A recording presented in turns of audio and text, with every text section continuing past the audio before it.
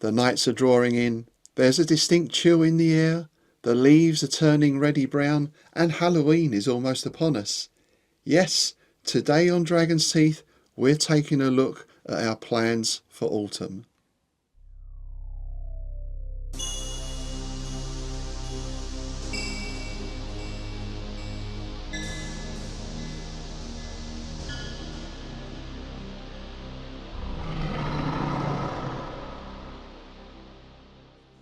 Hi, I'm Rob Poynton. Thanks for joining me today. And I thought, yes, we'll have a little look at what we've got planned for autumn, some of the things that have been going on recently, some of the things that hopefully are going to be going on over the next few months. The first thing to say is there's been two major events. One is our Bane Wars campaign has come to an end. Well, the first part of the campaign at least, the exploration phase, which lasted for 24 turns, which signified about 6 months in game time. Lots of interesting stuff going on there. Some things that I learned, some things that certainly surprised me. So I'm going to be doing a full wrap up and report on that very soon. So keep an eye out for that. The second big event, which has just occurred, is the Innsmouth Literary Festival 24, which we held in Bedford just this Saturday just gone. Excellent day, great success. We had our guest of honour, the author Charles Stross. We had a number of other guest authors, artists. We had traders, gaming going on, all sorts of stuff. So again, there's going to be a full report of that going up at some point in the near future as well. Now, as you can imagine, organising the festival particularly has taken up a lot of time over the last few weeks. So I've had less time to do any filming and less time to do gaming. However, that doesn't mean that I've been totally quiet. In fact, when I look back over the last, well, certainly 2 or 3 months, I've played quite a wide variety of games, mostly down at Bedford Gladiators. They include Samurai Skirmish. I'm pleased to say we got Starfleet Battles up and running. We've had a couple of games of that, both of which ended very badly for the Federation and with victory for the Klingons. Rolemaster role-playing game, that campaign continues. I'm really enjoying that. It's sort of back to old school fantasy role-playing really. Quite a slow burn, but a very detailed world and very nice character development as well. So that's Darren running that, really enjoying that. And of course, that's going to be ongoing for the foreseeable future. I've also had the chance recently to play some new games, or new to me at least. Chain of Command, Second World War Skirmish. Dave organised a session on that a few weeks back, which has gone up as a report, of course. And Ove has started his Fistful of Lead mini campaign. That's the Western setting. We've just done the first scenario for that. I think the second one is going to be in a couple of weeks. As well as that, I've played Achtung Panzer, Morkborg, and a few other things as well. I think at the moment we're living in it's almost like a golden age for gaming. There's so much choice. There's so many things you can try. Now, this is great, but the other side of that I find is quite often I get to play some of these games once or maybe twice, and then because of scheduling, because of timing, or just the fact that there's so much going on, you don't always get the chance to play more of them. So one thing I'm going to focus on over the next few months is those games that I particularly enjoy. I'm going to try and make more of an effort to organise more sessions of those, or see if we can get more sessions of those set up. Because, you know, sometimes you come to a rule set and the first time you play it, you maybe take half of it or 2/3 of it in or whatever.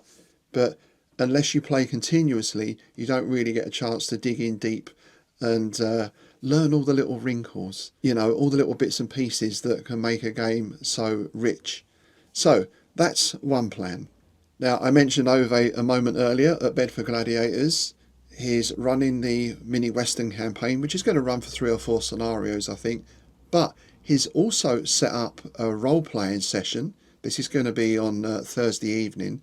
And the rule set he's using is Kult, K-U-L-T. Some of you may remember this from back in the day.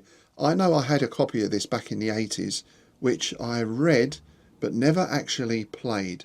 So I guess it would have come out early to mid 80s.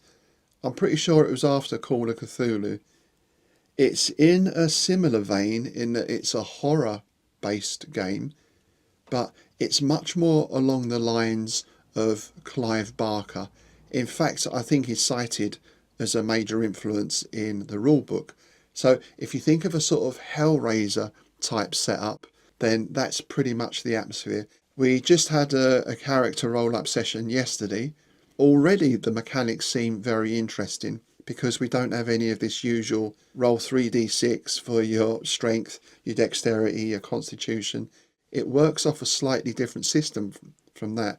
You have some points to allocate, and from what Ovi was saying, the mechanics are much less about rolling a dice and consulting a table as going with the flow and having more of a sort of almost cinematic or narrative feel to the game.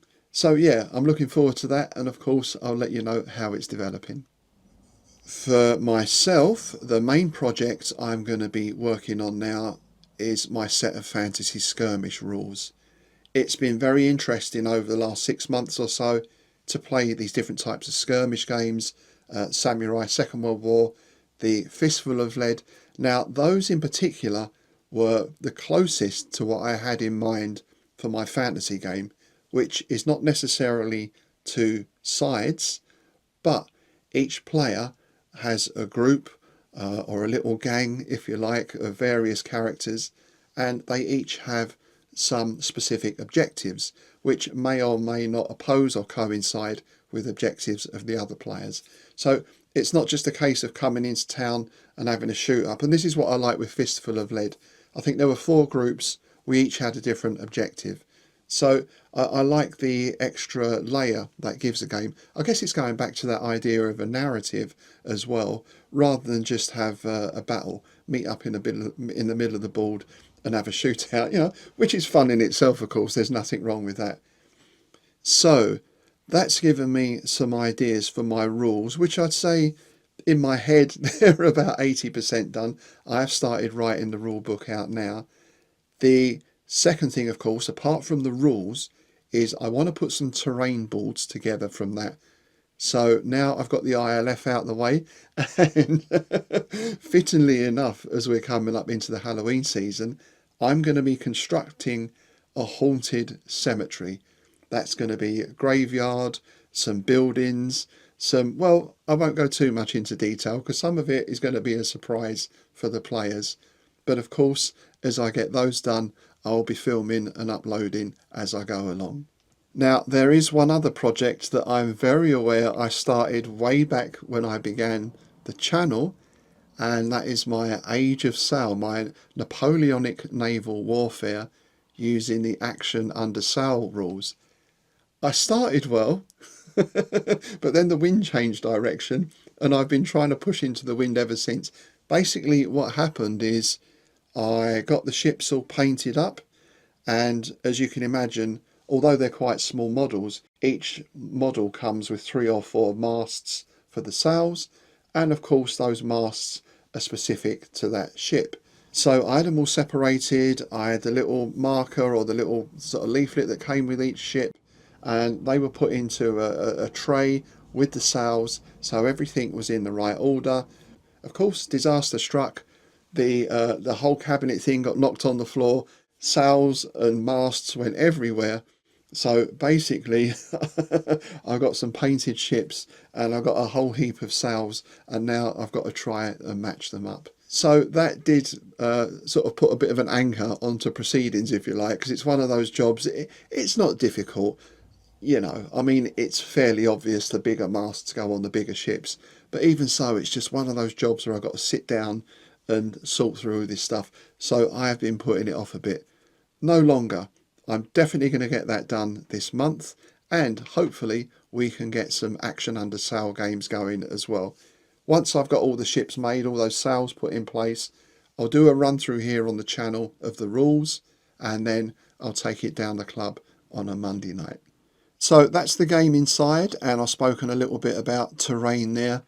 In terms of figures, I've made a very concerted effort not to buy anything new at the moment because you know what it's like. You go somewhere, it might be a show, or when I was down in Hobby Hive recently, you have a little browse around and you think, oh, they look nice. Oh yeah, I could fit a couple of those into something, and you end up buying more figures. I'm not going online, or well, I'm going online, but I'm not looking at certain manufacturers at the moment because I don't need any more fantasy figures until I've got this lot painted up. So here's some of what I've been painting. Some of these are almost finished, some still need a little bit of work. But hopefully, as you can see here, it's a nice mix of figures. These are mostly for the Fantasy Skirmish game. Now, some that I've finished have already been used in Rollmaster, as you saw earlier. Those are all new figures. And yeah, it's just a case of getting the rest of these finished now. So no more shopping until I get all of these painted. See, now this is what I'm talking about, this set here. They just look too good not to get. This sort of altarpiece and a set of cultists. What great figures. I'm not sure how I'm going to use those yet, but they're certainly going to get used somewhere. I do have all my 10mm fantasy figures painted up now, so the army is ready. They got used a little bit in the first Bane Wars campaign. I'm going to be starting the second one soon, maybe a month or so, maybe about 6 weeks' time. And the first phase was exploration. We've arrived at a situation now with various factions occupying various parts of the Bane. So we're on to phase 2, which is going to be the military phase. Now the big armies are coming out, and I think we're going to see a lot more battles going on. So I've got all my figures ready. I'm probably going to do a little bit more terrain for that as well. I've got a few bits and pieces. Of course, as you may have seen if you've been following the Bane Wars campaign, we had a very nice fort made up. I'm sure that's going to be making a reappearance. Maybe even a sort of slightly bigger castle. Who knows? There are going to be some spaces available in that Bane Wars campaign, but of course I shall put details of that out when everything is ready. So if you would like to take part in that, then keep an eye out. Now, one thing I got from the first phase of the campaign were lots of great ideas, particularly from some of the players who were coming up with great names and great artifacts and things that their armies were out looking for. They're going to be incorporated into a novella, or perhaps a series of novellas that I'm going to be writing, which is going to be called Bane Wars.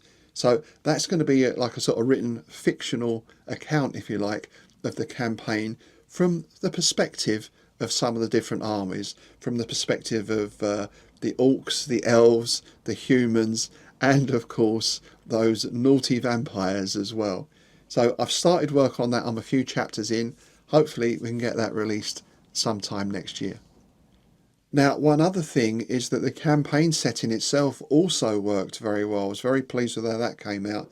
So I'm thinking of putting that into a book and releasing a book which will be, well, mostly about the setting, but perhaps with some ideas on running a fantasy campaign as well. So again, that's going to be a little bit of work. That's a little way off, but perhaps 6 months' time, middle of next year, that sort of thing, we'll be looking to release that as well.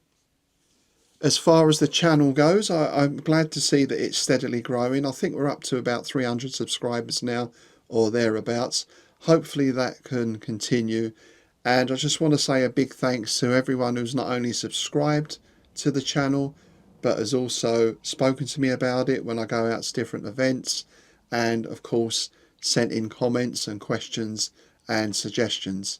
I'm really grateful for that, because that's one reason I put up the channel, was to get this exchange of ideas going backwards and forwards. So if you haven't already subscribed, please do. It's one of the best things you can do for content creators. There's two things, there's two ways you can help people. One is to subscribe to YouTube channels. The other thing, particularly for authors and podcasts to some extent, is to leave reviews wherever you can. They not only help to spread the word, but they really do help with the that mysterious algorithm thing as well, that I think a few people talk about it and try and explain it. I'm not sure that anyone really understands how it works. But anyway, if there are reviews and shares and all that sort of thing, it does help with the algorithm.